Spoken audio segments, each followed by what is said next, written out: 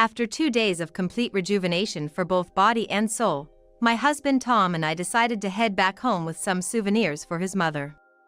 We could have gone straight to our house, but Tom's family home was closer, so I thought of dropping off the souvenirs to his mother first. I had already informed Tom about heading to his childhood home, but when we arrived, there was no one around. Even though it was getting dark, not a single light was on, and everything was quiet. Something seems off. Yeah, I wonder what's happened. Watch your step. With my daughter Kelly, we tread carefully through the snow, making sure not to slip on the ice, and opened the sliding door to Tom's family home. There was a sense that people had been there just before, but it was dark inside. And things were scattered about as if someone had hurriedly left. Mom, this is kind of scary. Do you want to wait outside? However, Kelly shook her head, so we cautiously entered the house. Hello, it's Tabitha. I called out loudly, but there was no response. We continued carefully toward the back, where Tom's mother would likely be sleeping. The room was chillingly cold, as if it wasn't even indoors. In the back, Tom's mother was wrapped in a blanket with a pale face. This can't be happening. I rushed to her side to speak to her, but her body was ice cold. My name is Tabitha. I'm just an ordinary housewife who works part-time while raising a child. My husband Tom is a corporate employee, working late every night. Our daughter Kelly is a high school student, very responsible and helpful. She takes care of her own lunch to ease my burden, always looking out for me. Tom's mother, a woman in her 70s named Dorothy, lives in the nearby family home. Though she resides there, she has been bedridden for several years following an illness, and I have been caring for her for the last 5 years. Honestly, it's challenging to juggle part-time work, visiting Tom's family home, and caring for her. Ideally, this should be Tom's responsibility. Tom was busy with work and had a decent income, so I didn't complain. Besides, Tom's mom had taken a liking to me from the start of our marriage and had always treated me well. When Kelly was born and I was clueless about what to do, she actively supported me and even played with Kelly. So, I felt a deep sense of gratitude toward her. I thought I had to repay her somehow, so I silently continued caring for Tom's mom. Still, I wished for some help on weekends, so I would ask Tom, "Hey, you're off today, right? I could really use some help with your mom's care." But he would always say, "I can't, I'm busy. I've got to work even on weekends. So, please take care of mom." Indeed, he was almost always working without a day off. Despite such a workload, Tom always came home late in a good mood. Seeing him like that, I thought he must really love his job. I didn't know the specifics of his work, but once, a woman named Jessica called from his company. And after hearing this, Tom rushed back to work even though he had just come home. Since he worked so hard and contributed to our finances without complaint, I couldn't bring myself to ask him to please take care of her. So, without grumbling in front of my family, I continued to go to Tom's family home and provide dedicated care while also managing household chores. Really, I'm so sorry. If I weren't like this, I wouldn't be causing you so much trouble.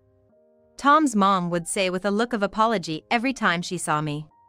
It's okay. We're family, aren't we? Please don't hesitate to tell me if it's too hard for you. It's nothing like that. Thank you. There was no lie in my words, and it seemed she truly meant what she said. To save me any extra effort, she would try to shift her position by herself to make caregiving easier. While I was providing care, the door opened, and Kelly came in. "Mom, let me take over from here." "You rest," she insisted, offering to help with the care. "Hey, what are you talking about? Don't you have your exams to study for? But you were feeling dizzy the other day, right? It's better if you rest a bit." No matter what I said, Kelly wouldn't listen. Pushing me aside, she started to take care of her grandmother. "My goodness, Kelly, too. I'm really sorry to cause you trouble." She seemed even more apologetic now. "You don't have to thank me. I'd rather hear more about the old days. When Kelly was little, Tom's mom had looked after her a lot since we were both very busy. That's why Kelly still adores her grandmother so much. In between her study sessions for the exams, she's been actively helping with the caregiving. As a parent, I should be telling her to focus on her studies, but as Kelly mentioned, I've been feeling worn out these past few days. I decided to gratefully accept her offer, saying, "All right, I'll take your advice and rest a bit. Let me know if you need anything." "Well then, Grandma, Kelly will be helping you out." "Got it. I'll call if something comes up." "Sorry, dear." "Thank you, Kelly." I went to the Japanese-style room, laid out a futon, and lay down. I could feel myself quickly being enveloped by the comfort of the sofa. I'll rest for just 20, maybe 30 minutes.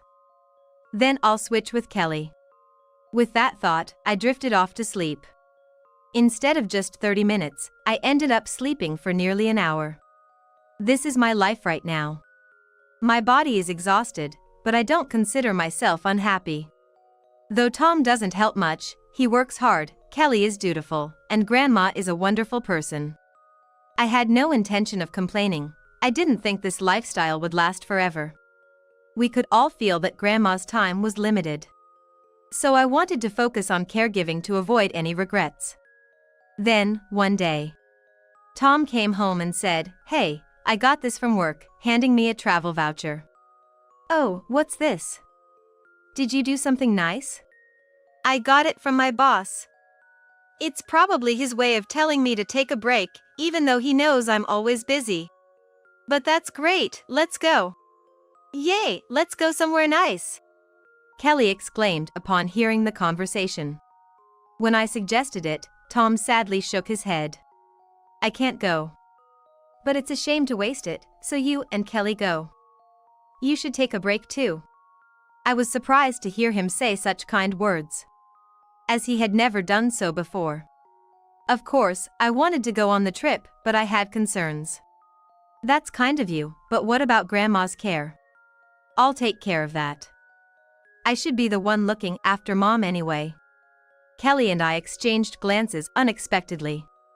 I was happy that Tom had offered to help, but I was unsure if it was a good idea to leave him in charge of caregiving since he wasn't used to it. Kelly seemed to feel the same way and asked worriedly, "Hey, is Dad really okay with this? He hasn't done much caregiving before." Tom seemed a bit offended and retorted, "Don't underestimate me. I can handle it. Hey, maybe we should just cancel the trip. It would be tough if something happened." You guys are being too noisy. Suddenly, Tom started to get angry. What's the problem? I'm trying to be nice here, and you don't trust me? You think I'm unreliable? What do you say? I'm sorry, I didn't mean it like that. We didn't mean any harm.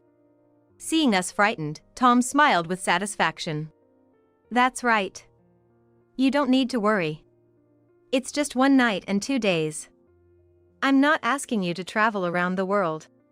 With that said, we couldn't respond. "Well, then. Since it's a rare opportunity, should we go?" I was somewhat uneasy about Tom's insistence on us going on the trip. But not wanting to upset him further, we decided to go. The destination was a tourist spot not too far from here, and we managed to stay at a decent inn. I was worried about Tom's mom, but Tom was no child, he should manage. If something happened, he would contact us, and there were ways to return quickly. Moreover, a cold wave had brought heavy snow, turning the surroundings into a beautiful snowy landscape. Kelly seemed to enjoy it but, being the serious girl she is, brought her study materials to the room. We strolled through the quaint snow-covered countryside town, enjoyed the pleasant hot springs, and savored delicious meals. After 2 days, we were fully refreshed and bought souvenirs for Tom and his mother before heading home. We could have gone straight to our house, but since Tom's family home was closer, I decided to deliver the souvenirs to his mother first. I had informed Tom in advance that we were heading to his family home, but upon arrival, there was no sign of anyone around. It was getting dark, and not a single light was on, making everything eerily quiet. Something seems off. Indeed. I wonder what happened. Be careful where you step. We tread carefully through the snow, making sure not to slip on the ice, and opened the sliding door to the family home. Inside, there was a sense that people had been there just before, but it was dark, and items were scattered all over the floor. It looked as if someone had hurriedly left the place. "Mom, this is kind of scary," Kelly said. "Do you want to wait outside?" However, Kelly shook her head, so we cautiously entered the house. Hello, it's Tabitha. I called out loudly, but no response came. We continued carefully toward the back and opened the room where Tom's mom was likely sleeping. It was chillingly cold inside, as if it wasn't even indoors. Looking further in, we saw Tom's mom wrapped in a blanket with a pale face. This can't be happening. Mom. I rushed to her side to speak to her, but her body was ice cold. Yet, there was a faint breath, and she groaned in response to my call. Kelly! Call an ambulance! I shouted to Kelly, who stood frozen at the door. Looking around the room, I noticed that the window was inexplicably open.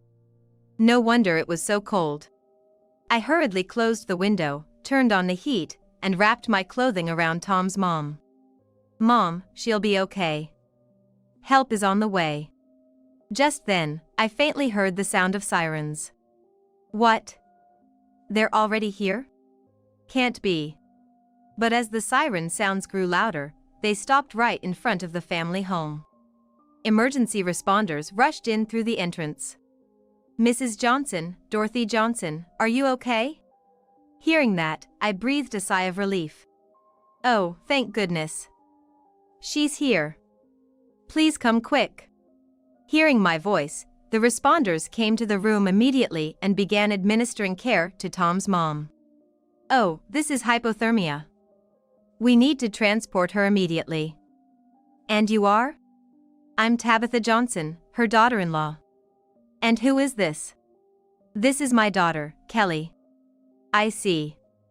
So, will your daughter accompany you? Is that all right?" The paramedic seemed to be looking at me with a hint of suspicion. I suddenly had a bad feeling. "That's fine, but why?" "I'll explain that in a moment." A man in a suit entered the room and showed me a police badge. "Police? What's this about?" "We'll be transporting her now, so we'll leave the rest to you." Mom. Kelly looked at me with a face about to cry. I was confused but tried to stay strong. "It's okay, Kelly. I'm fine. You should stay with your grandmother." Kelly nodded and then boarded the ambulance, heading to the hospital. "So, Mrs. Johnson, could you please come with us to the station?" Hearing to the station, my heart skipped a beat. I never imagined I'd hear such a line outside of a drama. Especially when I hadn't done anything wrong. Wait a minute. Why is this happening? Your husband, Tom, made a report. He said his wife was trying to harm his mother. When we arrived, we found this situation. Hearing his explanation, I felt the ground sway beneath me. If anything happened to my mother-in-law, could I be considered a suspect? That's not true. It's a misunderstanding. Please investigate properly. I pleaded desperately, but he responded wearily, "That's why we want you to come to the station." Without any ability to resist, I was placed in a police car. After living honestly for over 40 years, such an unforeseen event was unfolding. Wrapped in despair, I looked outside to see the snow-covered ground lit colorfully by traffic lights. Seeing children playing joyfully in the snow, I couldn't help but shed tears. The snow that seemed so delightful during our hot spring trip now felt unbearably cold. And as I started thinking about the future, I suddenly became scared. I could visualize news footage of me being covered. The person you see on the screen now is the suspect, Tabitha Johnson. Ms. Johnson is suspected of attempting to harm her bedridden mother-in-law and was arrested yesterday evening. What would become of Kelly if that happened to me? Being branded as the criminal's daughter could ruin not only her exams but her entire future. But I am innocent. Thinking this, my heart rate suddenly increased, and I felt an urge to flee right there and then. I felt like I was going insane but desperately tried to control myself. Acting impulsively now would only confirm their suspicions. A thorough investigation should quickly reveal my innocence. So, for now, I had no choice but to comply. The police car slowly moved through the snowy roads. Finally, at the police station, I was taken straight to an interrogation room. Please explain what you were doing until now. I was on a trip with my daughter. We returned in the evening. Is there anyone who can verify your story? We stayed at an inn, so they should be able to confirm it. I tried to maintain a composed demeanor. Appearing too frantic could make me look guilty. Was it usually your husband who took care of her? I have been the caregiver. My husband only took care of her these last 2 days. Understood. We will look into that. And what about my husband? How is he? Actually, he is currently missing. Missing? Why? Hearing that Tom was missing made me anxious. What could have possibly happened to him? We are currently searching for him. We believe he will be found soon. So, what happens to me now? Unfortunately, you'll need to stay in the detention center for today. That's outrageous. I haven't done anything. I understand, but we must consider all possibilities. You are still a suspect. If released, there's a chance you could tamper with the evidence. I felt like everything was going dark before my eyes. I was being treated like a complete criminal. Was I going to be taken to prison without even going home? In the end, I spent the day in the detention center. Naturally, I couldn't communicate with anyone outside. Was my mother-in-law okay, and what had happened to Kelly? All I could do was think about them, unable to sleep a wink. The next day, that detective came. Mrs. Johnson, we've kept you waiting. Your innocence has been proven, and you're being released.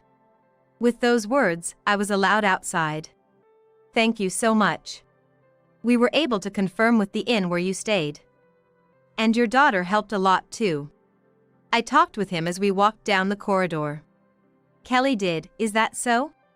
Yes, and from the care manager and neighbors' inquiries, we verified that you have been the caregiver all along. Is that so, and my husband? He hesitated before saying, we haven't found him yet. But it's certain Tom was at the family home, and why he was left alone for so long remains unknown. Outside, Kelly and the care manager were waiting. Kelly! Mom! It felt like years had passed, though it was only a day. I heard from the police. You worked hard to prove my innocence. Kelly nodded with tears in her eyes. Yes. It was tough. But it's okay now. Grandma has also pulled through, though she can't be discharged for a while. Hearing that, I felt a deep sense of relief. As long as my mother-in-law was safe, that's all that mattered. We decided to go home for the time being. We got a ride home in the care manager's car and finally arrived. It seemed like Kelly had already brought the luggage from the family home. After saying goodbye to the care manager and organizing the luggage, I suddenly felt a wave of exhaustion. Really, what is he up to? It makes no sense why we went to the hot springs in the first place. I'm exhausted too. Let's take a rest.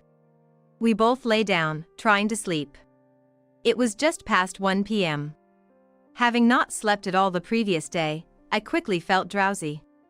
Then, the doorbell rang. I jumped up and checked the monitor, only to see that detective standing there. Mrs. Johnson, I'm sorry to come unannounced. I immediately opened the front door. What is it?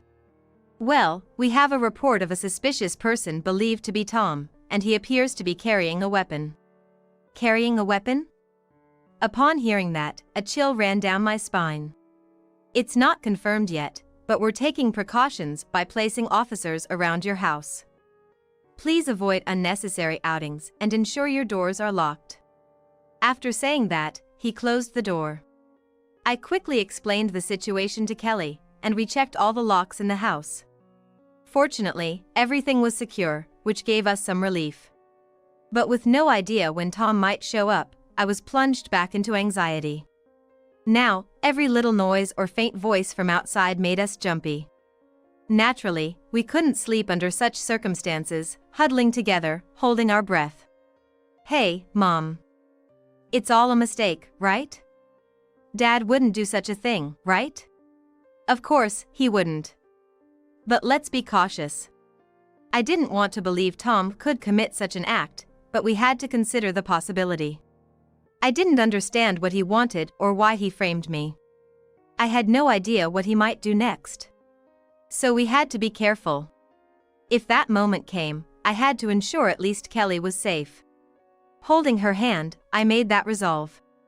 Time seemed to crawl by unusually slowly after that. It was when the day began to fade. I received a call on my smartphone from the police. "Hello? Mrs. Johnson, we've just found Tom safe and sound at a hotel. He's currently with the police giving his statement, so please rest assured." Oh, thank goodness. Thank you. After saying just that, I hung up the phone. Did they find Dad? It seems so. Now we can finally get some rest. Feeling relieved, we were suddenly overwhelmed by fatigue and fell asleep. We slept till noon the next day. When I woke up, Kelly had already gone to school, leaving only a note behind. In the afternoon, the police called again, revealing the whole truth. When Tom was secured at the hotel, he was with Jessica Nathaniel. I had always thought she was just Tom's subordinate, but it turned out they had been having an affair for quite some time. Pretending to work on holidays and secretly meeting up was apparently a regular occurrence. While we were away on our trip, Tom had snuck Jessica into the family home, trying to keep it a secret from his mother. They were enjoying the night together, but Tom made a significant error. He turned off the heating in his mother's room for ventilation and even opened a window. However, he got carried away with Jessica and completely forgot about it. His mother tried to close the window but couldn't manage due to her frailty and just endured it. By the time Tom remembered, she was already cold, and thinking she had passed away, he panicked. Seeing a message about us visiting the family home, he decided to pin the blame on me. After calling an ambulance and reporting to the police, he hurriedly packed up and fled with Jessica. That's why when we arrived, the house was in disarray, and the ambulance arrived just in time. Of course, such a flimsy plan couldn't succeed, and I was quickly released. Tom was trying to find a way out of this tight spot, but to no avail. Finally, the police caught up with them, and they both got arrested. The report of a suspicious person with a weapon turned out to be someone else, who, in fact, had no weapon. It was a troubling story, but I was truly relieved that we were safe. However, after hearing everything, I was deeply furious with Tom. Not for shirking the caregiving or having an affair, although those were unforgivable too. What I couldn't forgive was the danger he put his own mother in. I couldn't imagine living with someone who treated their own mother so carelessly. So, I sought a lawyer and proceeded with the divorce. Since Tom and Jessica were arrested for criminal negligence resulting in death, the divorce proceedings went smoothly. I successfully divorced and claimed substantial compensation from both. Jessica's parents apologized and covered the compensation. In addition to the property division, I made sure Tom paid the remaining child support for Kelly's college expenses. Though the sentence for both was somewhat reduced since his mother survived, they still received suspended sentences. Naturally, they lost their jobs and, given their actions were now public knowledge, they couldn't show their faces for a while. Tom was even disowned by other relatives, not just his mother. His future seemed destined for solitude. So it all worked out, but I was very giddy because so much had happened in the past few months. His mother stabilized and was discharged, and we started living as three again. I hate to cause you trouble again. I'm quite stubborn, aren't I? She joked, showing reluctance towards being cared for. What are you talking about? You shouldn't worry about such things. But you're divorced now. Doesn't that make me a stranger? You shouldn't waste your time on me. Legally, maybe, but the debt of gratitude we owe you remains unchanged. We're family till the end, right, Kelly? Yes, of course. So, Grandma, rely on us." Touched by our words, she cried with gratitude. "Thank you. I'm indeed blessed to have lived this long." Life went on peacefully after that, with no major incidents. His mother was stable, and Kelly successfully entered college. We hoped this pleasant life would last forever, but it wasn't to be. Years later, mother-in-law's health declined further, and on a warm spring day, she peacefully passed away. Her face was serene, making me hope I had repaid her kindness in some way. We conducted the funeral solemnly and bade her farewell without incident. Tom appeared at the funeral, but we didn't speak. If he's living safely somewhere, that's all that matters. While sorting through his mother's room, Kelly and I found a will she had secretly written. Apparently, he had secretly written it, in which he thanked us and gave us all her assets. Reading it, we quietly shed tears. Grateful we could see her off properly. Though she's gone, we decided to live happily, also for her sake.